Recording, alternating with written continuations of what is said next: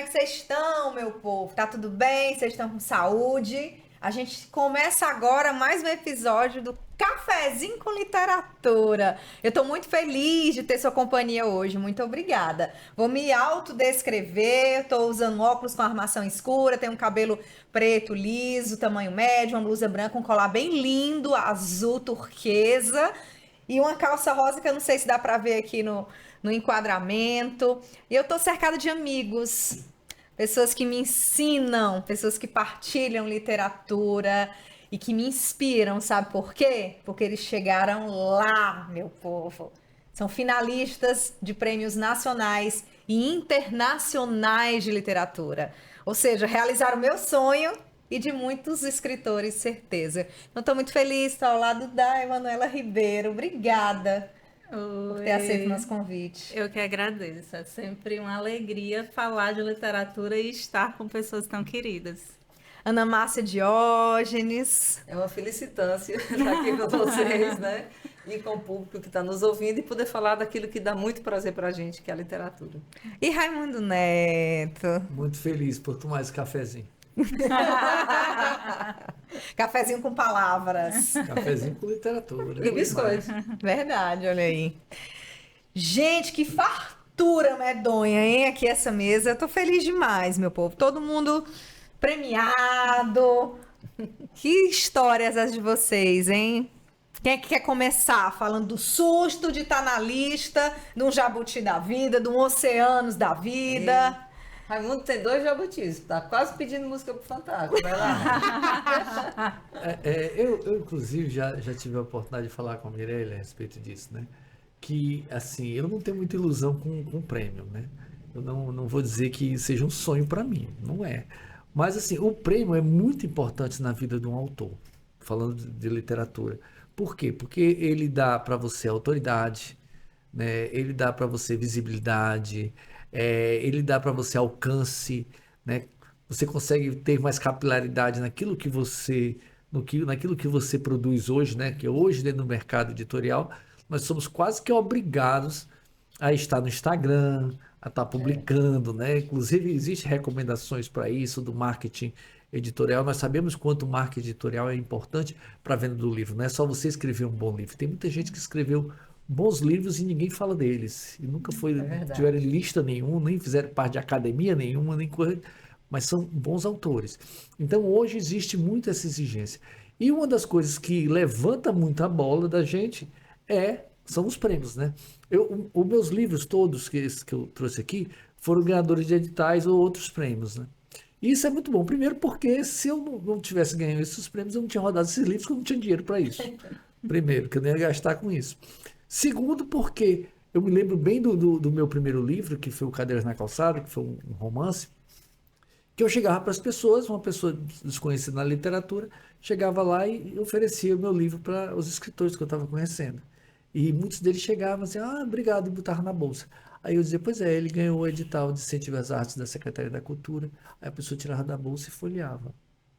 Aí eu comecei a perceber o quanto isso representa, né? Porque você tem uma assinatura, alguém que está dizendo, esse livro aqui tem uma coisa diferente. Então é muito importante realmente esse prêmio para o nosso lançamento, para a nossa autoridade, visibilidade. Então é assim que eu penso. E adoro saber que esses livros tiveram essa leitura e esse reconhecimento, né? Claro. Todo autor quer ser lido, né? Sim, com certeza, com certeza. Ana Márcia, como foi que você recebeu a notícia? Sim, a pessoa tá lá num dia comum. Tô sempre finalista do Oceanos. Foi bem ao acaso mesmo. Num dia comum, realmente, estava com meu marido, Miguel, trabalhando em home office. E passando no celular, no grupo de autores da Patois, que é a editora que fez, né, o meu livro, eu vi que numa das mensagens tinha o meu nome com arroba, né, para chamar a atenção da gente. Quando eu olhei, era o meu e mais 2 nomes, aí tinha esses semifinalistas do Oceano. Eu olhei de novo, né? Aí eu dei um grito, eu tomei um susto, porque foi muito natural, realmente. Eu não estava nem lembrando, porque assim, a data que saiu os semifinalistas, eu não estava pensando realmente. Estava ligado. Né? Não estava ligado. E como o Raimundo falou, essa relação com prêmios, ela é importante e é interessante ao mesmo tempo da gente refletir. Porque é muito subjetivo, né?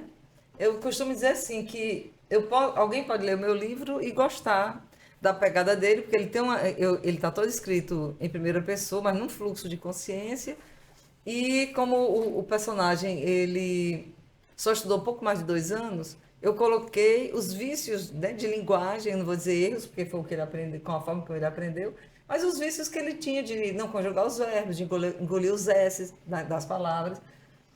E pode ser que alguém gostasse ou não gostasse, né? Sim. É muito subjetivo. Então, o mesmo corpo de jurados, sei lá, a mesma pessoa naquele dia pegou um trânsito cheio, alguma coisa aconteceu, chegou mal-humorado, olhou e disse, ela quero saber de pessoa em situação de rua, né? Então é muito subjetivo. Eu acho assim, que é muito bom ganhar, eu acho que é muito importante.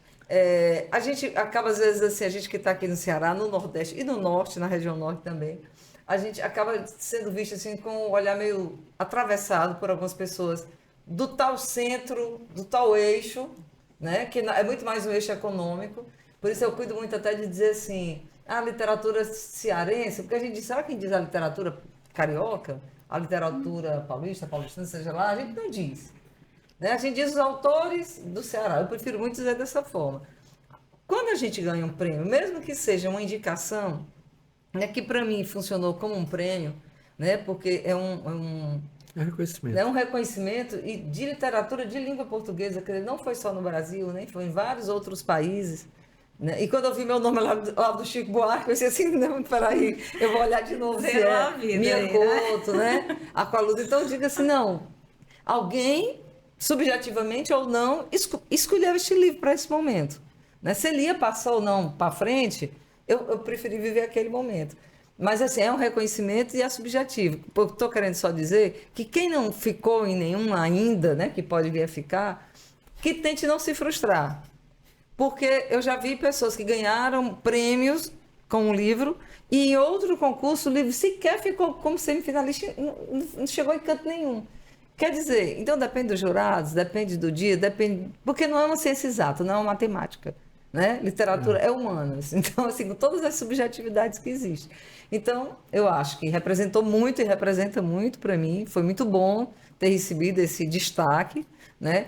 Tanto para a gente engrossar um pouquinho o pescoço fora da nossa terra, porque na nossa terra a gente fala a mesma língua da história, mas às vezes fora daqui nem todo mundo reconhece, né? O que a gente faz. É como, quem é essa pessoa que não é tão conhecida no Rio, em São Paulo? Quem é essa pessoa que ousou chegar até lá? Aqui mesmo, muitas vezes, é preciso você ser reconhecido lá fora para a pessoa dizer, quem é essa pessoa aqui? É verdade. Né? Para olhar para a gente e para abrir o livro. E não ficar só como você disse, né? Botar aqui, debaixo do braço. Mas abrir o livro porque é como se o livro valesse pelo que ele representa e não... Pela atitude da pessoa de abrir o livro e tentar investigar o que é que ele pode significar. Márcia, a gente chegando na livraria, a gente fica pensando por que a gente ainda escreve, porque tem tanto livro. É verdade, tanto livro que a gente quer ler também. A gente olha e diz assim, mas por que eu estou escrevendo mesmo se tem tanto livro? Já pensei isso também. Ah, mas eu escrevo para mim. Eu não escrevo para os outros, não. Eu escrevo para mim, vocês. É por uma necessidade pessoal, né? Tem isso. Eu acho que a coisa mais egoísta que eu faço é escrever. Eu não digo que eu escrevo para mim, não. Eu quero ser lida. Agora, assim, eu não quantifico. E não tenho uma meta. Eu quero ser lida por mais ou mais. Porque você... Mas eu escrevo porque eu tenho prazer de escrever. Eu escrevo todo dia, eu tenho prazer de escrever. Você pode até escrever para você. Mas você não publica para você. Né? A diferença está aí, né? Acho que é isso aí, é isso que eu quis dizer. Na verdade, tem isso mesmo. Tem um pulo do Mas gato. eu entendo, é como prazer, né? Que você disse. Você escreve porque se a gente for pensar no outro, a gente vai se frustrar. Ou vai tentar encaixar a nossa literatura dentro de uma caixinha que do a gente acredita que o outro gosta, ou que as editoras estão procurando, e que de repente não é a nossa voz. Né? Mas isso aí é uma armadilha, né? Sim. Mas assim, para o escritor de verdade, ele escreve aquilo que ele quer, a sua verdade. Aí eu concordo. Eu não vejo a se escrever para si. Exatamente, a minha necessidade. Mas eu escrevo aquilo que eu sou. Eu não vou escrever a tendência, porque é o que sai, que rola, que não sei o quê. Tanto que eu detesto quando tem edital que diz assim, olha, se você fizer com esse tema, você ganha tantos pontos. Eu disse, pronto. Virou encomenda.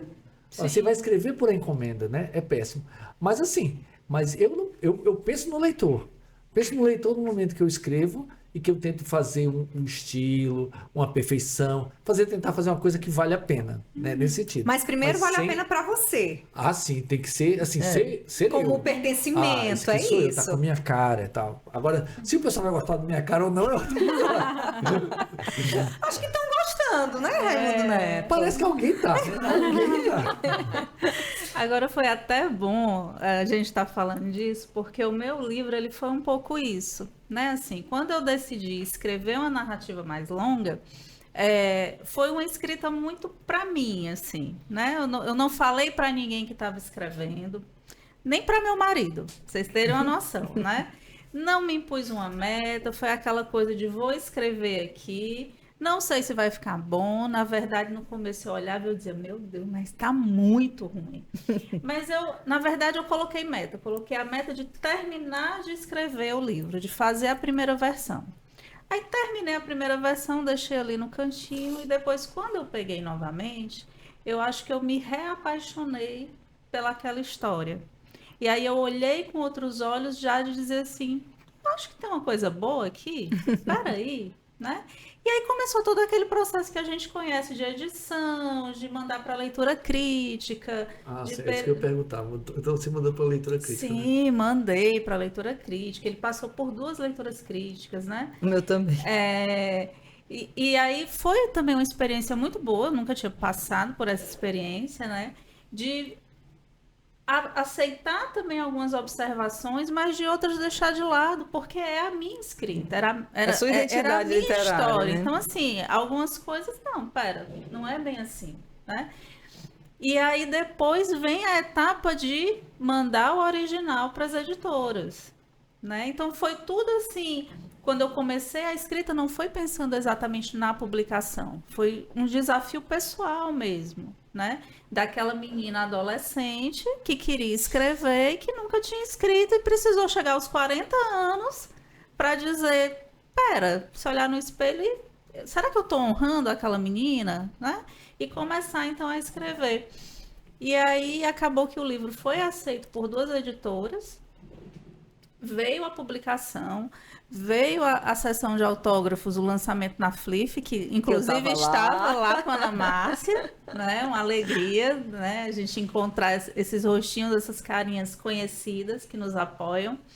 Fizemos o lançamento aqui no Museu da Fotografia, que foi maravilhoso, que é muito legal também quando a arte conversa com outros formatos. E o livro, de repente, aí sim ele deixou de ser meu, e ele realmente foi ganhando uma vida, a história, a Clarice e Letícia foram aí, né, construindo, e vieram as leituras, e o prêmio foi algo como Ana Márcia disse, né, era um dia comum, eu estava trabalhando, foi em grupos de WhatsApp também, né? Só que eu estava no meio de um turbilhão no trabalho que eu não pude nem comemorar. Então eu só olhei para um amigo e disse assim, me dá só um abraço. E depois que a coisa acalmou, foi que eu pude então falar e realmente comemorar aquilo. Porque, de fato, não é uma ciência exata, é subjetivo. Quando você manda, né, para um prêmio desse... Na verdade, você está, às vezes, jogando dados, né? Assim, você não sabe o que vai sair dali. Mas, realmente, é a visibilidade, é a autoridade e é, principalmente, eu acho também, a coisa de você furar um pouco a bolha. Porque autores independentes ou autores que ainda são lançados por pequenas editoras ou por editais, não sei o que, às vezes acabam sendo lidos pelas mesmas pessoas, por outros autores, né? Então, quando a indicação vem, você começa a furar a bolha. As pessoas começam a olhar o livro realmente com outros olhos. Tem talvez alguma coisa boa aí. Alcançou outros públicos, né? Isso. E no caso da Emanuela, foi o romance de estreia dela. Ela já estreou como semifinalista do Jabuti, como assim? É super mesmo, tem que comemorar, né? O abraço foi só o início, né? Foi, aí depois a gente comemorou, surtou, gritou. Celebrou. Falando em celebrar, existe um amigo meu que precisa aprender a celebrar mais, né, Raimundo Neto? Eu disse pra Mirelle que assim, a minha vida é tão doida que eu não tenho tempo nem para comemorar, como também não tenho para sofrer. Né? Que isso é muito bom também. É bom, não sofrer já é ótimo. Porque às vezes eu tenho problemas e tal, mas eu deixo para depois. Eu disse, não, depois eu penso nisso, porque eu estou sempre produzindo, né? Que isso é uma coisa muito boa, bom, né? Eu estou sempre produzindo. Se não for uma produção de um texto meu, que inclusive eu devo isso ao Jornal O Povo, né? Eu acho que O ritmo, né? se eu não escrevesse no Jornal O Povo, talvez não escrevesse mais. Porque é tão corrido, aí de repente aquele dia que diz assim, Raimundo Neto, você está lembrado que amanhã o seu texto? Aí eu disse, é mesmo. Aí eu vou fazer. Aí eu não durmo, ou eu acordo cedo demais, ou então eu paro alguma coisa para poder fazer. É sempre muito agonioso esse momento, né? Mas por isso eu tenho esses livros, né? A maior parte desses livros aí foram publicados no Jornal Povo. Se eu não tivesse que escrever no Jornal Povo, eu não escreveria. Mas assim, realmente eu tenho essa dificuldade, né? Porque eu trabalho, é documentário, é quadrinhos, é edição de livros. Então é uma gama muito grande de produtos, de projetos, e que acaba que eu não tenho muito tempo para... Tanto que eu não comemoro Natal, detesto Natal, eu não comemoro aniversário, eu não comemoro nada disso, né? Mas não é só por falta de tempo, porque eu também não É porque eu gosto. também não gosto, né? Então eu não perco tempo com isso, eu faço outras coisas. Foi o Maílson, né, que te avisou que você tava... Foi o Maílson é que eu estava chegando, acho que foi na hora do almoço. E aí ele mandou uma mensagem no WhatsApp, parabéns, né? Seu nome está lá no Jabuti. Aí eu disse, ai, que legal. Foi bacana. Porque eu tenho impressão, eu não tenho certeza, mas eu tenho impressão que quando o Maílson entrou no Jabuti, quem avisou fui eu. Eu tenho impressão que quem avisou foi eu. Mas eu não tenho certeza. Ficou naquela coisa que, enfim, mas é importante. E uma coisa que a Manuela falou é muito interessante, que às vezes as pessoas são muito ligadas a prêmio, né? E às vezes fica frustrada quando não ganha e tal. Aí eu digo, gente, olha, eu vou dizer uma coisa para você, eu quero é ganhar. Mas eu não me preocupo e nem tenho ilusão de dizer assim, o meu é melhor, porque eu ganhei. Não, ganhei dessa vez. É essa questão subjetiva. Quem é a pessoa? Qual é o gosto daquela pessoa? Pode ganhar num prêmio, pode não ganhar em outro. Isso. Né? Aí eu digo assim, às vezes, eu que já estive do lado de lá, na Secult, né? Eu digo assim, às vezes, quando você ganha com a banca, você comemora porque ganhou. Mas se você souber quem é a banca, você vai dizer assim, puxa vida, que triste. Porque essa banca que me escolheu, então eu tô mal. É isso mesmo. Pode acontecer também. E o que eu acho importante também a gente pontuar, Raimundo Neto, é que a categoria crônica foi a vencedora Do livro do ano. do livro do ano. No ano em que você ficou como finalista. Inclusive, eu já comprei o livro, não consegui parar para ler, e eu gosto muito do Rui Castro, do trabalho dele. Eu achei realmente que eu não sabia o que era a temática dele, né? Mas são textos, são crônicas de jornal, artigos de jornal, voltados para aquilo que ele conhece melhor, que é o Rio de Janeiro. Mas dentro da história da música, né? Da Bossa Nova, Tom Jobim, os músicos. E a fotografia do Tom Jobim, belíssima na capa. Eu disse, quem é que diria não pro Tom Jobim? Que é maravilhoso, né? E essa questão da crônica tá... Porque assim, tem um pouco às vezes de moda, né? Teve uma época que assim, não, crônica, ninguém faz livro mais de crônica. A crônica estava meio em desuso. Teve um momento. Agora... Existe uma diminuição da crônica, né? Não é? Muita gente diz assim, né? Que a crônica é um gênero menor. O Antônio Cândido falou isso. E as pessoas repetem, isso é um crônica menor, todo mundo faz crônica. Não é assim, porque todo mundo faz qualquer coisa, todo mundo faz poesia. Muita gente mas faz livro. A boa poesia, um bom romance, é outra coisa. O texto uma sacada que ninguém pensou. Cara, por que eu não pensei isso? Né? Tem vários valores em torno disso. Eu também acho. Mas assim, o que acontece com a crônica? Durante algum tempo, no Jabuti havia conto e crônica. Geralmente quem ganhava é conto. Porque as pessoas, né, desprezavam. E agora tem uma categoria só crônica. E o pessoal comemorou. Agora vai ter uma categoria só crônica. O que acontece com a crônica? Nós sabemos que a crônica é uma coisa muito brasileira, é um gênero muito brasileiro, mas ele tem uma liberdade incrível. Incrível. Porque a crônica pode ser qualquer coisa, né? Nossos grandes cronistas, eles escreviam qualquer coisa, e tudo muito híbrido também, aquela coisa assim meio escorregadia. E o que acontece? Hoje, no Jabuti, quando eles não sabem o que é, É crônica. vira crônica. É máxima, tem de máxima não, então bota na crônica. Mas sabe o que eu acho legal da crônica? É que quando você gosta de um cronista, você segue por onde ele vai. Fideliza. Ele pode, se estiver num jornal, se ele estiver escrevendo numa plataforma, você segue porque você gosta, você fica esperando aquela crônica da semana. Ele passa a ser íntimo. Não é? Porque a crônica tem uma coisa de intimidade, né? De conversa. Aconteceu uma vez comigo que eu estava almoçando no restaurante e chegou um rapaz, olhou para mim assim, de soslaio, eu estava comendo, olhando aquele. Aí ele disse assim: você é o Raimundo Neto? Aí eu disse: sou. Aí ele sentou na cadeira, porque ele pode, né? Porque ele é eleitor, né? Aí ele sentou na cadeira, aí começou a dizer: ai, que você não sei o que e tal, essas crônicas. Aí começou a falar das crônicas e eu, poxa, que legal, Tá meu lendo cara, mesmo. ele lê mesmo. Aí daqui a pouco ele começou a dizer assim: rapaz, inclusive tem aquela crônica que você terminou assim, você podia ter terminado assim. Você tem um personagem. Aí começou a fazer uma crítica, né? Começou a já criticar, já Leitor avaliar. especializado na sua obra. Mas aí eu disse, puxa, mas tinha ideias boas. Olha. Eu até pensei, rapaz, eu vou acabar mandando pra ele esse meu editor. Leitor beta.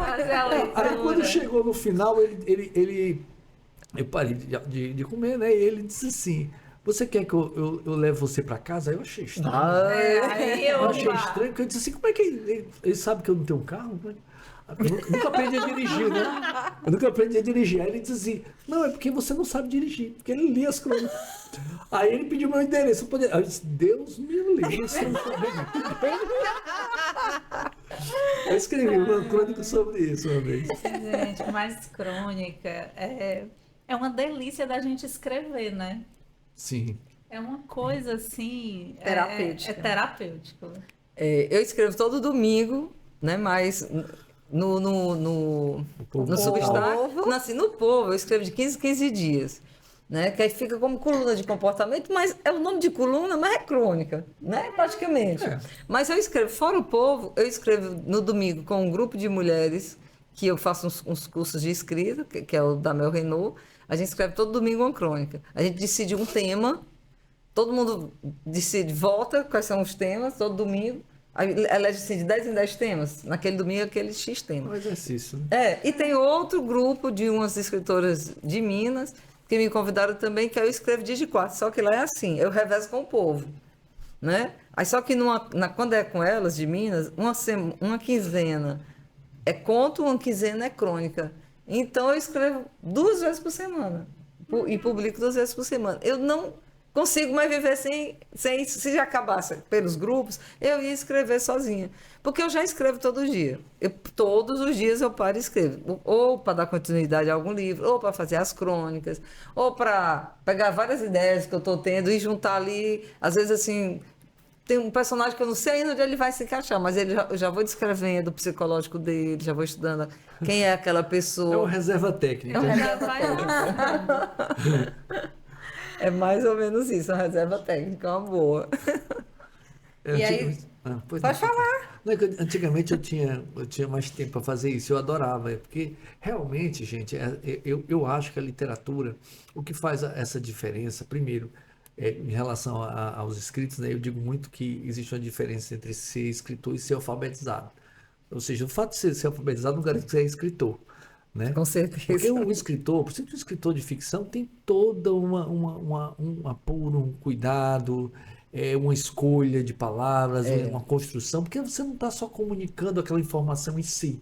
Então não teria graça, né? Às vezes, mas você tem todo um trabalho para criar, para seduzir o público, para deixar assim, a curiosidade para chegar ao final. Tem toda uma coisa Tem uma estratégia que você mesmo. tem que fazer, né? Isso aí para poder puxar. E você tem que olhar aquilo ali como se fosse para você, né? Mas eu, pelo menos, eu termino o meu texto e digo assim, realmente, eu gostaria disso. Embora é uma surpresa, porque às vezes tem texto que eu tenho, por acaso, tenho uma semana mais fácil, e eu comecei a fazer o texto com antecedência.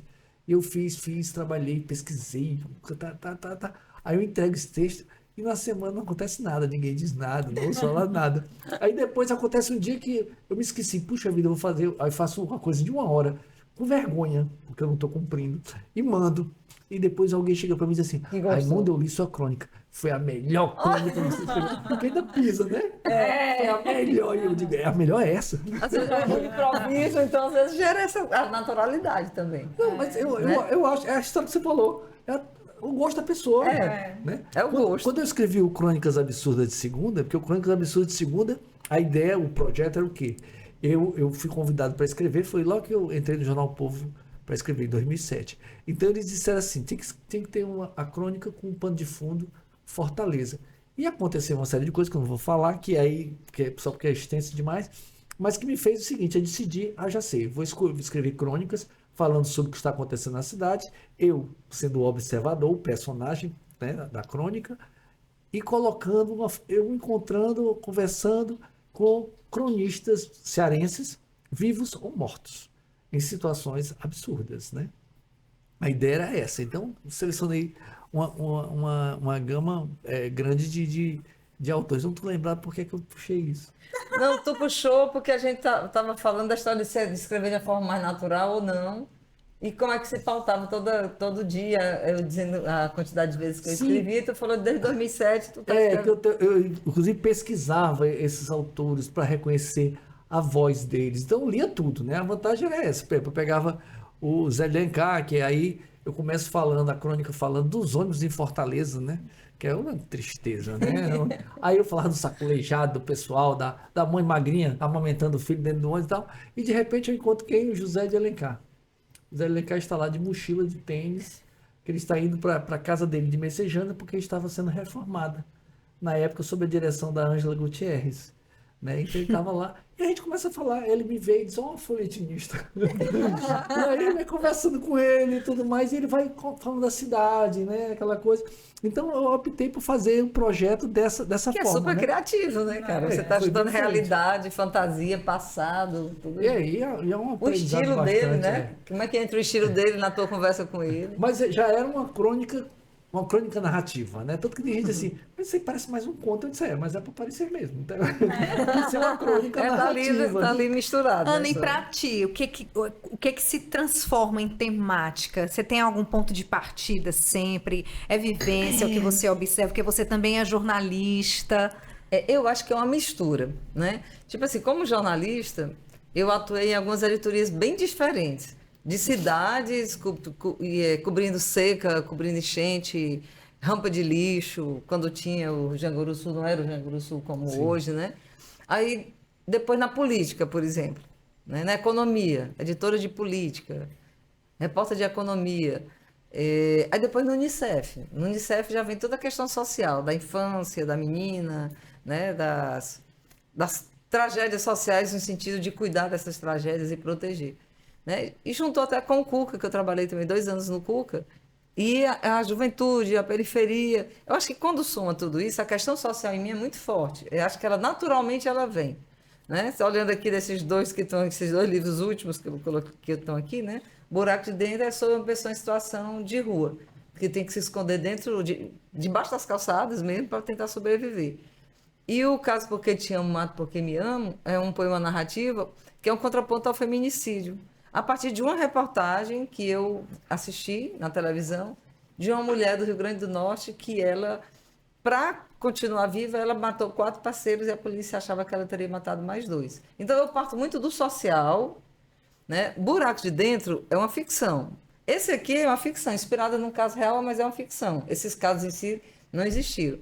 Mas o Buraco de Dentro foi muito... Eu passei uns 8 anos entrevistando informalmente pessoas em situação de rua, né? Moradores de rua, pessoas em situação de rua, catadores de lixo. Eu conversava informalmente, não era como uma acadêmica de ficar fazendo tabelinha. Fazendo uma pesquisa. Não, eu parava, eles passavam ali, eu conversava e tudo, eu fui pegando trejeitos e tal para poder montar. Então, se eu parto dessa questão do social, mas eu parto muito também dos detalhes. Eu gosto muito de estar assim, eu não sou fofoqueira, detesto, mas se tiver uma conversa ali, eu estou sentada num banco da praça, adoro praça. Você me encontrar na praça, a pessoa ali diz que a mulher não sai do canto, sou eu. Adoro praça, adoro morar perto de praça. Então, assim, às vezes eu estou aqui na praça, perto lá de casa, e tem pessoas conversando.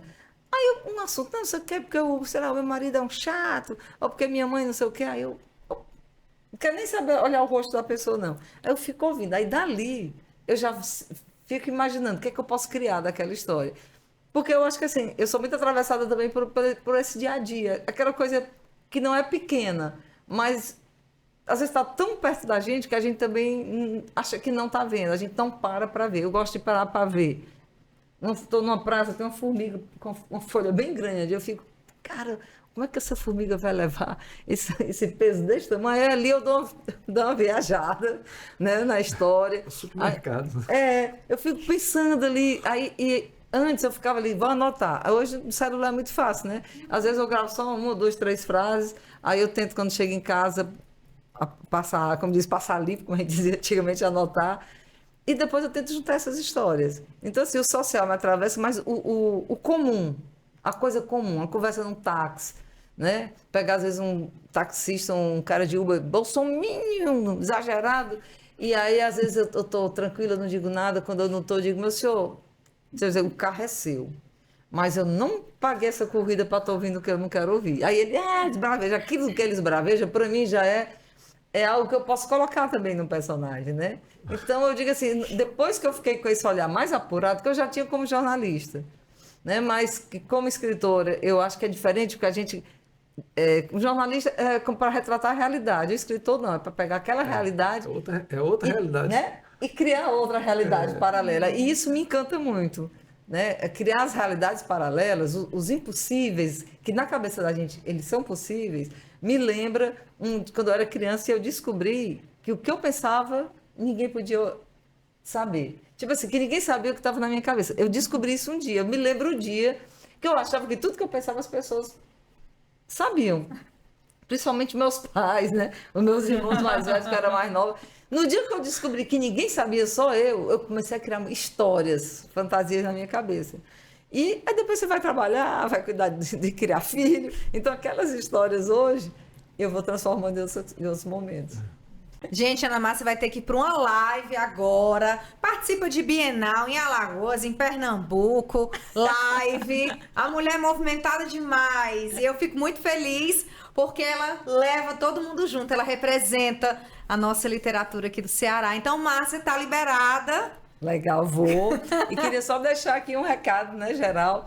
Que eu penso muito assim também. A gente que é escritor, a gente escreve para esse público mais próximo. Mas também é muito bom quando a gente interage com outros escritores. E quando você falou das bienais, das feiras, cada um desses que eu tenho participado, que eu tenho conseguido ir, às vezes eu tenho mandado uma proposta de participar de uma mesa redonda, né, de uma roda de conversa, aí adiciona aí também o lançamento.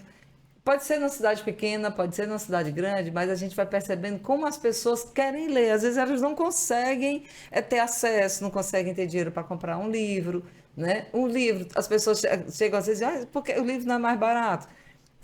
Mas as pessoas dão por um McDonald's, dão uma Coca-Cola, né? Dão uma mesa de cerveja. Acaba com o dinheiro, a biblioteca inteira. 3 cervejas, você já comprou um livro e essas coisas são efêmeras e os nossos livros não são.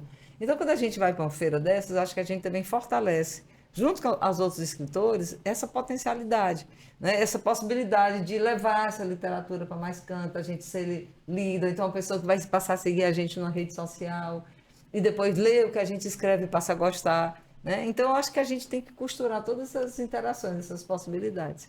Foi um prazer estar aqui participando. Vou levar meus livrinhos, porque lá embaixo na live eu vou ter que mostrar também. Mas a gente vai mostrar os livros. Gente, esse livro aqui, Caso Porque Te Amo, Mato Porque Me Ama, é um poema narrativo. A ideia do design, que é do Gil de Selle, que essa linha aqui de crochê vermelho represente o sangue. Essa aranha é porque as mulheres que matam os maridos, os parceiros, são conhecidas como viúvas negras, né? E até tem um ponto aí, que na verdade a aranha viúva negra, ela não mata o companheiro. Na hora do acasalamento, o órgão sexual dele quebra. Como ele está morto, ela se alimenta do cadáver dele, porque... Não serve mais para nada. Não serve mais para nada, então ela mata, né? Então é um livro todo... São 30 poemas ilustrado pela Valdir Duarte, que é ilustradora e também é escritora. E este aqui é O Buraco de Dentro, que é o meu primeiro romance, né? Os outros que eu escrevi foram poesia, conto, livro infantil, um jogo poético. E é um romance assim que que eu me orgulho muito desse livro, no sentido que foi um desafio para mim escrever como um homem, né? Escrever como um homem em situação de rua, que não é o meu lugar de fala, mas que passei 8 anos e meio tentando absorver esse lugar de fala para que eu pudesse estar falando por eles, né? Junto com eles e tentando levar. Eu sei que poderia estar falando de um casal apaixonado e muita gente ia comprar, ia gostar, mas eu prefiro falar da realidade deles porque dificilmente eles vão ter esse acesso de falar, né? Então acho que as questões sociais elas me pegam assim de uma forma bem direta. Muito obrigada. De viu? nada, gente. Foi ótimo, Sucesso prazer. sempre. Obrigada. Para você adquirir os livros da nossa querida Ana Márcia Diógenes, vai na rede social dela, que tá aparecendo aí. Você tem acesso a toda a obra dessa jornalista e escritora, que muito me honra. Emanuela, com relação ao Romper das Conchas, como é que ele nasce? Ele fala a história de 2 irmãs, ele toca em temáticas muito sensíveis. Exato. Ele nasceu, e aí assim, acho que a minha escrita, de uma forma geral, ele nasce muito de cenas. Eu sou uma pessoa muito visual, né? Tanto que a cena inicial do livro eu não sabia ainda do que ia ser o livro, mas eu tinha a cena dessas 2 irmãs, né? Depois do enterro da mãe, do sepultamento da mãe. E aí, o que acontece? Existem temas que eram muito caros para mim, né?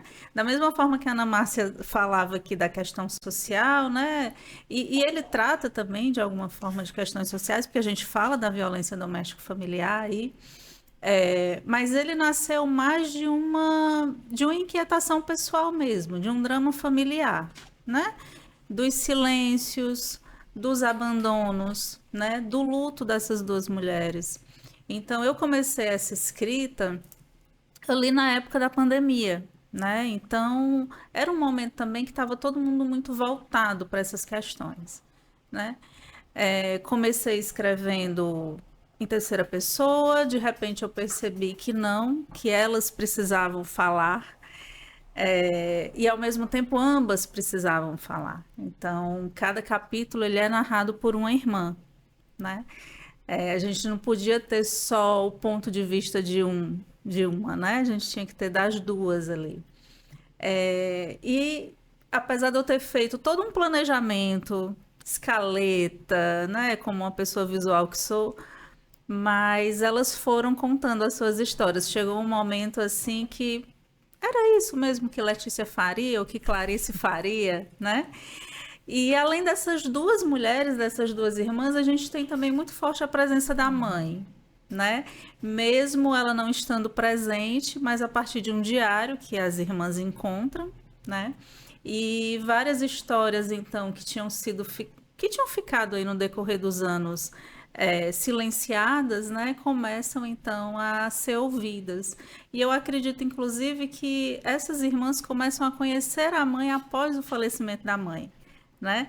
Que aí era outra coisa também que eu queria tratar. Quem era essa mulher além de mãe? Né? Porque os filhos muitas vezes veem ali o pai, a mãe, é o pai e a mãe, né? Mas quem é aquela mulher, aquele homem, que sonhos eles tinham, né? Que coisas eles viveram ou deixaram de viver de repente?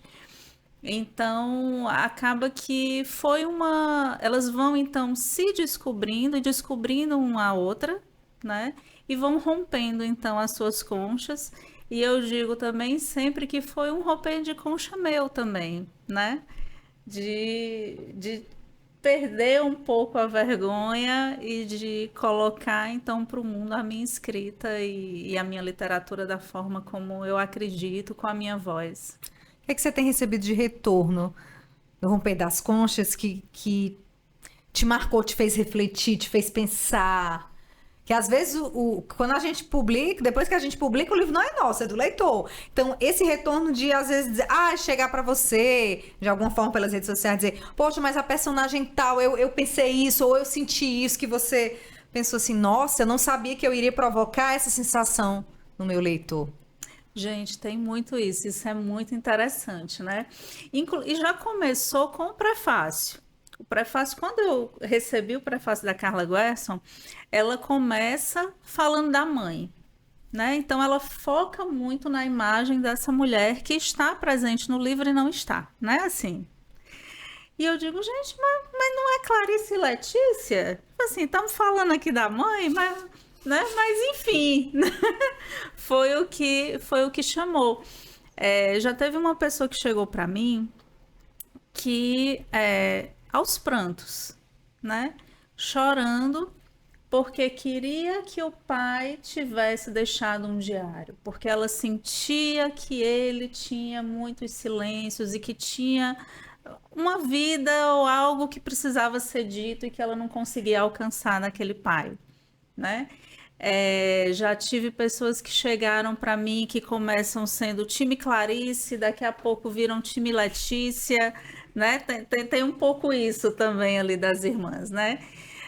Teve gente que chegou para mim e falou assim, ficou surpreso quando descobriu que eu era filha única, né? Porque isso aqui foi eu e minha irmã aqui mesmo que tá vendo, né? Então são muitas questões, assim, às vezes são detalhes pequenos que as pessoas que marcam, né, ali. E que eu digo, poxa, mas esse trecho, né? Você tá esperando assim, você escreve às vezes uma cena, uma fala, e aí a pessoa chega e diz, não, mas aquela lagartixa, na casa da minha avó também tinha uma lagartixa atrás do quadro, aí eu, que legal, né? Identificação, né? Que vai acontecendo. E o tema é fantástico, né? Você trabalha isso realmente com a mãe que eu não conhecia, né? Você vai conhecer por meio do diário, porque é isso, a intimidade dos meus pais, né? O pai e a mãe geralmente são muito grandes, né? Isso. E você diz, puxa vida, será que eu conheci minha mãe? O que ela tinha medo? O que ela sentia? Quais eram os sonhos dela? Você não sabe. Não, e eu acho também que depois que você se torna mãe, né? Eu sou mãe de uma menina que hoje tem 10 anos, tem muito isso também, porque você se vê dentro daquela imagem de mãe e tendo que negociar ou parar um pouquinho para dizer, pera, cadê a mulher Emanuela, né? E eu acho que começar a escrita do livro foi um pouco isso também, tipo, de olhar e dizer, sim, mas cadê aquela menina? Né? Claro que a gente vai mudando, muitas fases, a gente vai amadurecendo, a vida vai levando a gente por caminhos diferentes, mas eu acho que a essência está sempre ali, né? Então foi um pouco voltar e dizer cadê a essência, né? E hoje, quem quiser adquirir teu livro, E hoje, quem quiser adquirir o meu livro não consegue adquirir o meu livro. Porque o meu livro está esgotado. Está esgotado, mas a editora está fazendo agora a segunda reimpressão, né? Porque esgotou o primeiro, fizeram uma reimpressão, estão fazendo a segunda agora, então no comecinho do ano, se Deus quiser, já vai estar na Amazon, já vai estar no site da Causa e Letras, e eu também já encomendei uns para mim, porque é sempre muito legal quando a gente encontra o leitor e consegue ali trocar e autografar, né? E isso de autografar, eu posso. deve. O lançamento foi na Flip, né? E Flip, aí para quem não conhece, é a feira literária, né? Internacional de Paraty. E aí, Flip. E aí, o que acontece? Eu estava numa roda de conversa, né? E aí, quando eu saí, eu passei pelo stand da Causa e Letras e tinha uma pessoa comprando o livro. Aí eu fiquei, gente! Aí você vai levar esse livro? Aí ela, vou. Aí fui eu que escrevi. Pois me deu um autógrafo. Gente, eu não sabia nem o que é que eu ia escrever. Eu tremia mais do que vara verde, né? E aí depois, que alegria, né? Assim, poder autografar um livro, porque eu sou uma pessoa que gosto de ter livros autografados, que fico na fila, né? Para poder ter aquele momentinho, mesmo que rápido, né? Com o autor, de olhar e dizer, olha, obrigado. Né? Assim, em algum momento o seu livro fez diferença na minha vida.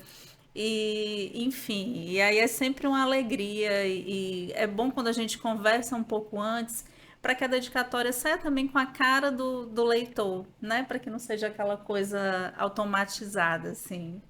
Mas, enfim, voltando para a pergunta, porque eu me desviei totalmente, o livro, infelizmente ou felizmente, está esgotado, mas no comecinho do ano ele já deve estar aí de novo. Mas você está nas redes sociais, Instagram, né? Estou. Pronto, as pessoas podem lhe procurar pelo Instagram e tá se atualizando e acompanhando você, seguindo você. E ela já está escrevendo uma nova publicação, viu, Raimunda? Já, porque aí é aquela coisa, né? As pessoas começam também a perguntar. E o segundo livro? E o segundo livro? Quando é que vai, né? E aí, esse ano, então, eu comecei o planejamento e já comecei a escrita. Vamos ver o que que sai. Fala sobre o quê? É outro drama familiar. A pessoa gosta de dramas familiares, né? Mas eu não quero. Não vou falar muito, Não né? quero falar muito não é ainda, bom, não. mas é um drama familiar. Diz que quando você fala, ele escapa de você. É. Amei essas capas. Eu também. Como é que foi o processo de escrita e também do design, esse caminho aí que você percorreu? A gente foi pensado que teria o segundo ou não? Não foi pensado, não. Eu vou falar do design, eu acabei já de falar um pouquinho sobre como foi feito, né? Mas assim, eu criei essa capa, né, juntamente com a design da época que fez, né? E assim, como é que surgiu, né? Eu trabalhava já como editor, já fazia algum tempo, e Crônicas Absurdas de Segunda, um nome difícil para você fazer uma capa, né? E eu disse, puxa, como é que eu vou fazer essa capa? E eu lendo um livro, um dia me bateu um insight, né? Que era assim, aqueles personagens que eu estava me encontrando para conversar, não era o José Alencar, não era o Sanzio, não era o Pedro Salgueiro, eram caricaturas deles, porque eles estavam meio convertidos no personagem, né? Em outro momento. Caricaturas. Aí eu me lembrei de um grande caricaturista que nós temos, que é o Valber Benevides, né? Inclusive é quase meu vizinho. E eu lembrei disso, rapaz, caricatura é o Valber Benevides. Eu vou falar com ele, contratei o Valber para fazer esses desenhos, essas ilustrações. Aí eu orientei, eu disse, olha, eu quero, por exemplo, o Ayrton Monte de Barata. Eu quero o Pedro Salgueiro sentado numa mesa com a roupa do Fortaleza. Eu quero a Raquel de Queiroz bronzeada porque ela é uma estátua. E aí eu fui falando o nome dos personagens como eu queria que eles estivessem. A Socorro Racioli de Emília, o Henrique Dídimo, Henrique Dídimo não, desculpa, o professor Horácio Dídimo, de Viscondídimo, né? Porque ambos estão na literatura infanto-juvenil, né? Então eu criei o Jorge Pedro de Pequeno Príncipe e por aí vai. Então eu criei isso aqui, esse buraco, né? Crônicas Absurdas de Segundo e tal. E achei que ficou muito bonito. Ele teve a sorte de ser indicado para o Jabuti, né? Jabuti. E quando eu fui fazer o último livro agora, que esse aqui foi pelas edições de Demócrito Rocha. Mas quando eu fui fazer o último livro, que é esse Coisas Engraçadas Não Se Ri, que ele já é independente, né? Ele já tem outra pegada. Aí eu disse, sabe uma coisa? Eu vou fazer uma espécie de coleção. Eu também vou fazer usar o mesmo design, mudando a paleta de cores, né? E convidando artistas para poder fazer, porque eu gosto muito dessa coisa da arte. Inteligência artificial, eu não quero ainda entrar nessa. E aí eu chamei o Guabiras, porque o Guabiras é desse universo, né? Coisas Engraçadas de Não Se Rir. É um livro que já tem mais uma pegada de humor. E diferente do que as pessoas pensam, que a pessoa pensa que o humor é uma coisa alegre. Nem sempre o humor é coisa alegre, né? Não. Muitas vezes a gente ri, ou então acha engraçado, ou pelo menos a incompreensão gera essa ideia de humor, né? Que é a incompreensão de quê? De você rir de coisas que às vezes não são tão engraçadas, né? Isso é próprio do ser humano, né? Que, aliás, o cearense aí é que é mesmo, né? Ora, rapaz, ainda vem com vaia, né? E o ser humano é o único animal que ri. Então, tá aqui, né, essa coletânea de textos que são crônicas ou contos, né? Fazer que nem o Fernando Veríssimo, né? É crônica ou coisa parecida. Então, é que a gente coloca situações que tem gente que já chega para mim e fica impactado, porque diz assim, porque as mulheres assim, porque o homem não sei qual. Gente, são situações que poderiam acontecer com qualquer pessoa, né? O que acontece aqui poderia acontecer com qualquer pessoa. Só que quando você escreve dentro da literatura, ela tem uma pegada diferente. E uma coisa interessante que eu digo para as pessoas é assim, quando eu escrevi esse livro, eu não tinha pretensão nenhuma de ele falar de nada. Você entende, você que é leitor, você entende, você percebe o que está aqui dentro, em termos de quais são as temáticas, o que é que envolve isso aqui, e talvez entenda até a mensagem, se for um leitor que acompanhe o que eu produzo. Mas, assim, eu quando era adolescente, já finalzinho da adolescência, na época do vestibular, na época, né, quando eu tinha 17 anos, né, eu conhecia a crônica, né? A gente tinha que ler crônicas para o vestibular. Aí eu conheci os grandes cronistas, né? Era o Para Gostar de Ler? Tipo isso. Tipo Para Gostar de Ler e outros, né? Era fantástico, porque eu me deitava na minha rede, no fundo da casa, e eu começava a ler aqueles textos. Para mim era uma conversa boa, era uma coisa... Foi quando eu comecei a entender o gosto da crônica, né? Ele me fazia tão feliz, eu tinha poucos amigos, era muito de casa, e aquilo para mim era festa. E quando eu juntei esses textos, eu dizia assim, eu queria que as pessoas que lessem sentissem a mesma alegria de estar num bate-papo com esse escritor aqui, ele contando histórias exageradas, histórias, uma parte delas são caricatas também, né? E tem muito exagero, porque o exagero é um recurso ótimo para poder promover o riso de situações de rotina, que a gente vê nos jornais, que acontece dentro de casa. Então, isso são coisas engraçadas e não se rir. Quem quiser adquirir. Quem quiser adquirir os livros, por exemplo, o Quando Amor é de Graça, que também é de crônica, mas puxa para outro estilo de crônica, o Quando Amor é de Graça, o Crônicas Absurdas de Segunda, por exemplo, além de uns perfis biográficos, livros infantis também que eu escrevo, é pela livraria virtual das edições Demócrito Rocha. Ou nas próprias edições Demócrito Rocha. Tem no Jornal O Povo, na sede do Jornal O Povo, tem uma livrariazinha que você pode encontrar, mas também pode comprar virtualmente, né? Pela livraria virtual das edições Demócrito Rocha. Este aqui é por meio do meu Instagram, né? Porque é independente, então vai no meu Instagram, que eu acredito que vai aparecer também, né? Mas tem que falar aqui também. É o arroba Raimundo com Y, Neto com 2 T's, 67. Raimundo Neto 67. Raimundo com Y, Neto com 2 T's. E aí você fala comigo e eu envio para sua casa. Ô, gente, parabéns, viu? Pela caminhada, pela trajetória, pela escolha de vocês. Vocês escolhem a escrita todos os dias, mesmo que não estejam escrevendo todos os dias, mas vocês escolhem a literatura todos os dias. Estou muito feliz. A gente está gravando aqui os primeiros programas, os primeiros episódios. Eu espero que o podcast Cafézinho com Literatura tenha vida longa. Eu estou aqui para aprender. Está me motivando tanto a aprender com vocês. E a gente ter como ponto de partida a literatura cearense, a nossa literatura. Parabéns pela iniciativa. Eu acho que realmente a gente precisa mais desses espaços para apresentar de uma forma informal, sem nada daqueles formalismos, nem aquelas chatices, aquelas coisas por trás da tribuna.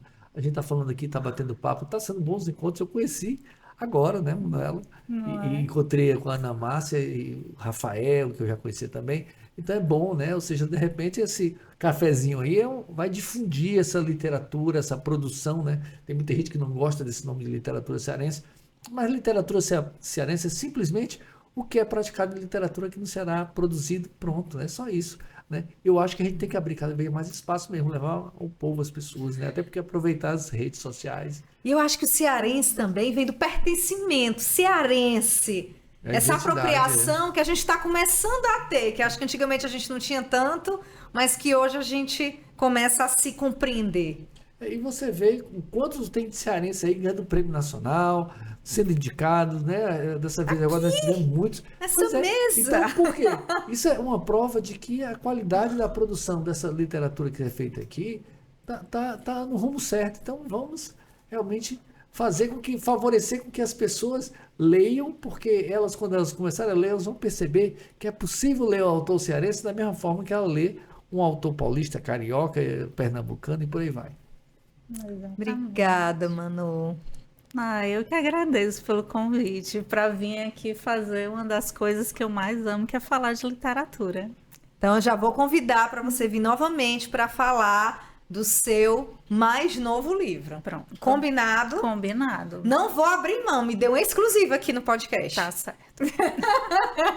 A pressão aumentou agora, né? Para terminar. Hoje a gente fica por aqui. Obrigada por sua companhia. Foi bom demais esse podcast, adorei. Tchau, tchau.